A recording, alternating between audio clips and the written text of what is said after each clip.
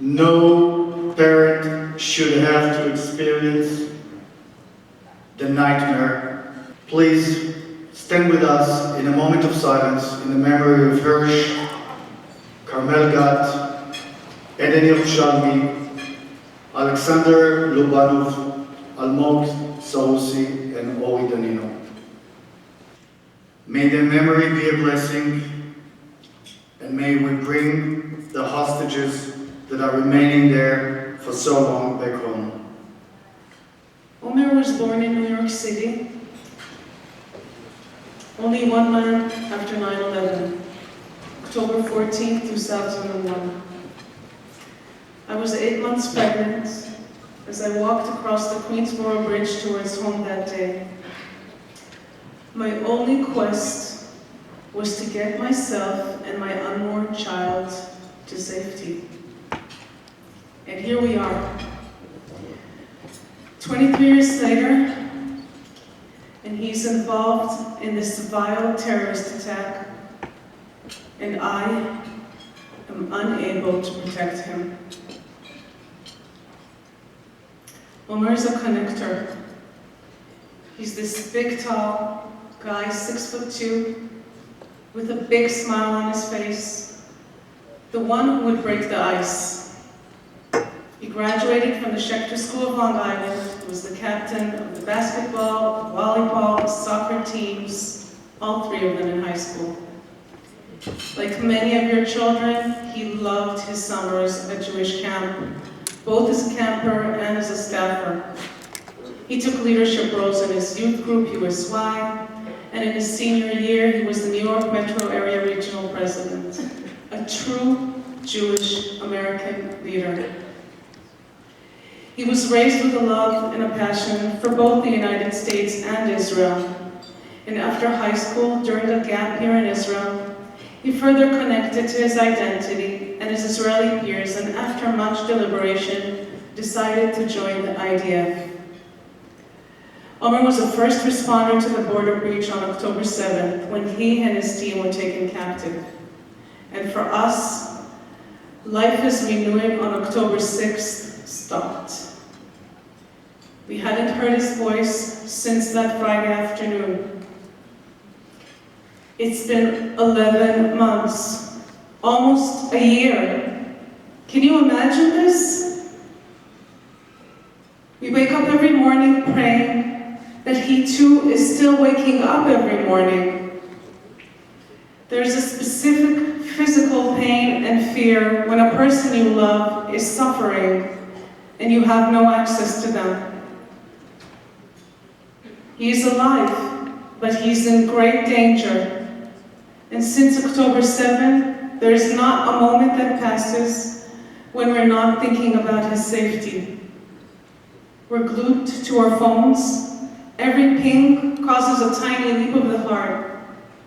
Is it news about Omer, about the other hostages? Our phones are never switched off. And in 335 days, not one of those pings has been a message from our beloved son.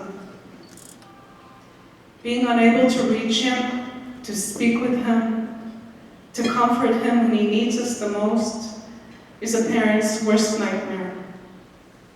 Every meal we eat, we ask ourselves, has Omer eaten today?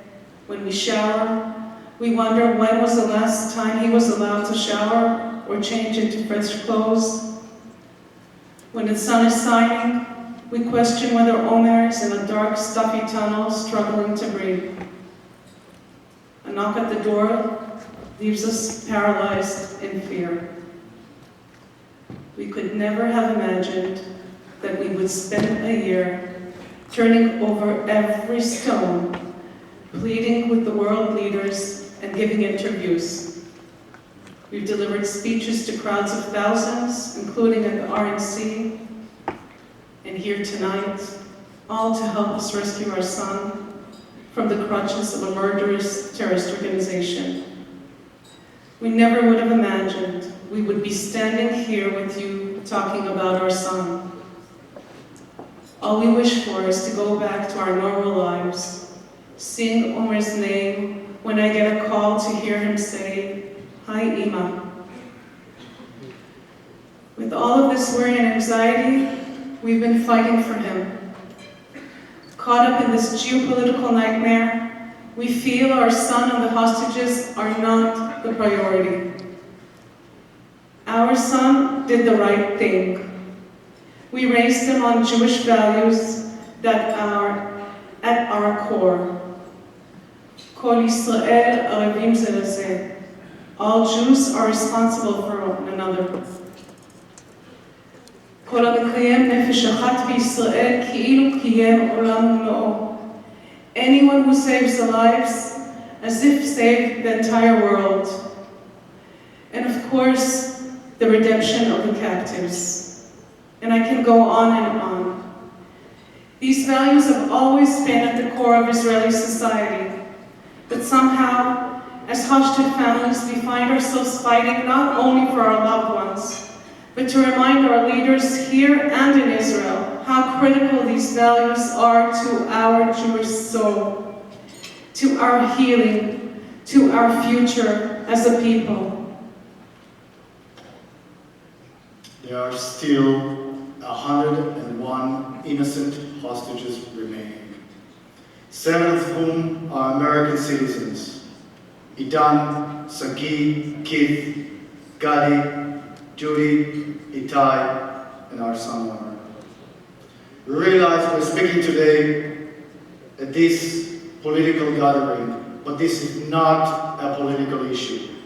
It is a dire humanitarian issue, and we need all hands on deck. Omer and the other 100 hostages are running out of time. The news of this weekend makes that abundantly clear. We're grateful for the hostages who have been recently rescued alive, but many more have been brought back dead, murdered while in captivity. We know without a doubt that every moment in captivity is a risk for their lives and well-being.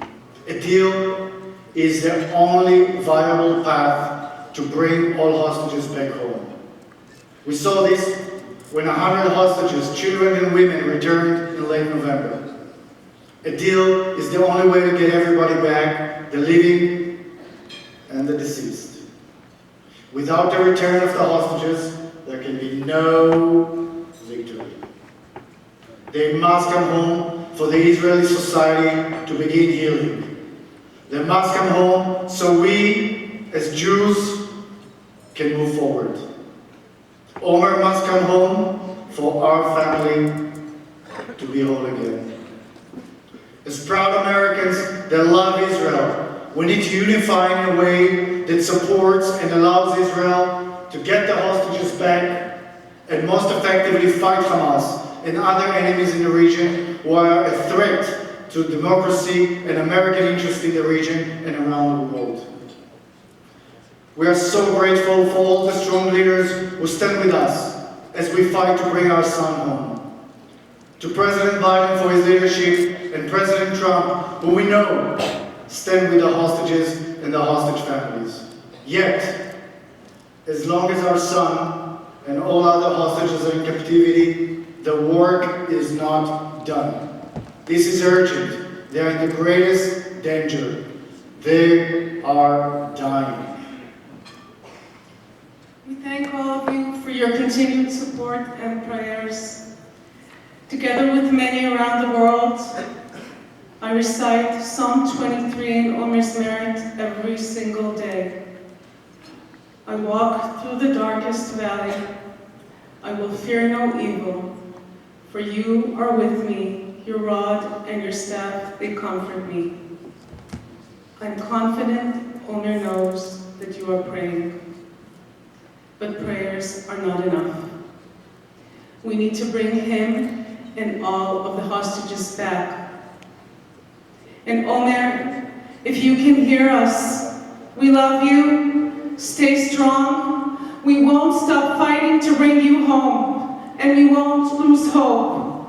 Am Yisrael Chai.